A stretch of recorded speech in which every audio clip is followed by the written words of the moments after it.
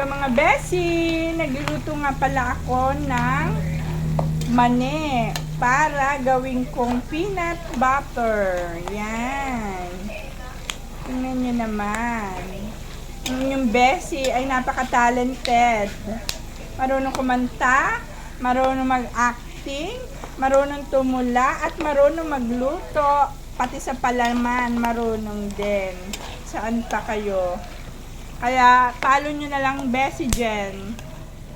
Okay? Mamaya uli. Mga Bessie, ito, anuhin na natin. Pagsasama-samahin na natin ang gagawing peanut butter. Unahin muna natin ang mani. Luto na siya mga Bessie. Mainit-init pa. Alam nyo ba, ang mani ay napaka-importante sa ating mga asawa. Dahil ito ay kanilang kaligayahan. Joke lang. Lalagyan natin ng asukal para magkalasa ang ating mga mani. Huwag puro maalat. Ito pong ginawa namin ay 1 kilo and half. 1 kilo half. Ay, ano ba yan? Mga besi? Lalagyan po natin ng asukal. Yan. Sa 1 kilo, may kalahating asukal. 1 and a half. Di 3/4 po, diba?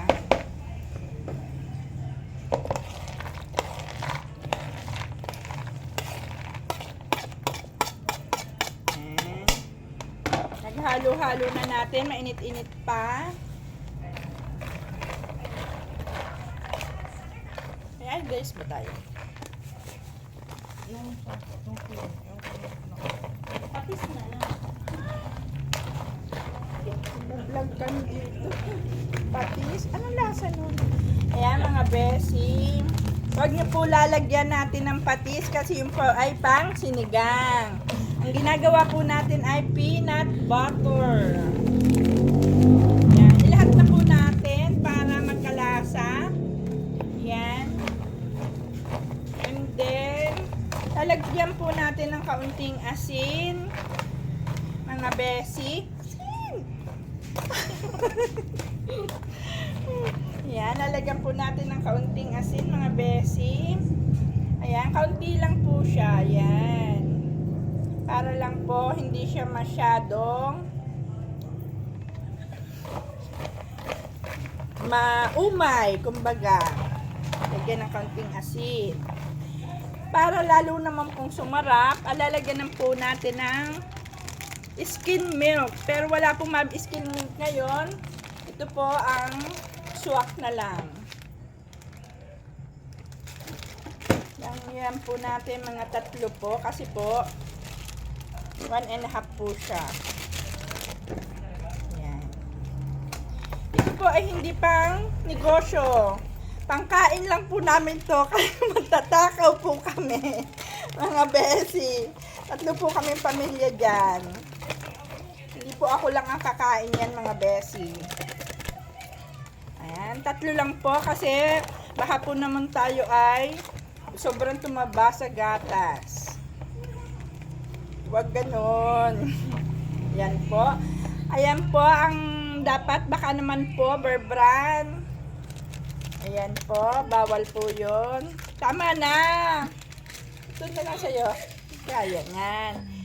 Halu-haluin lang po hanggang sa lumamig. And then, lalagyan po natin ng kaunting dairy cream. Sistan, dairy cream. Ayan. Haluin po natin mabuti mga besi, ha? Para po ang lasa po niya ay pantay.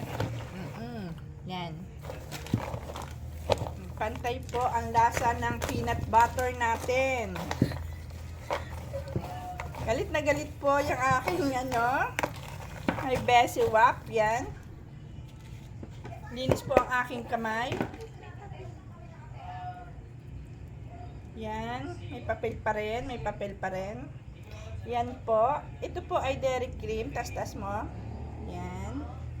Lalagyan po natin siya ng kaunti. Baka po kumataga. Ayan. Talas po kasi yung kutsilyo namin. Ayan. Okay na po. At igigiling na po natin. Mga besi, yan po. Ginigiling na yung aming peanut butter. Ayan. Mamaya, lalabas na ang peanut butter. Sige pa.